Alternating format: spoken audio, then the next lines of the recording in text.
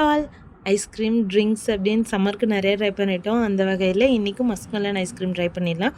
இதுக்கு நான் ஒரு மஸ்க் மெலனை நல்லா குட்டி குட்டியாக கட் பண்ணிவிட்டு அதில் கொஞ்சமாக ஒரு 4 ஸ்பூன் அளவு சர்க்கரை ஆட் பண்ணி இந்த மாதிரி அடித்து எடுத்து தனியாக வச்சுக்கிறேன். இது கூடயே நான் ஃப்ரெஷ் க்ரீம் வந்துட்டு ஒரு பாக்ஸ் ஆட் பண்ணியிருக்கேன். இதை நம்ம நல்லா பிளெண்ட் பண்ணணும். அப்போ அது கொஞ்சம் திக்கான கன்சிஸ்டன்சி வரும்போது அதில் கொஞ்சம் சர்க்கரை போட்டு நல்லா பிளெண்ட் பண்ணிக்கலாம். நான் வந்துட்டு கொஞ்ச நேரம் வெயிலே வச்சு பிளெண்ட் பண்ணனால எனக்கு அவ்வளோ க்ரீமியாக வரல.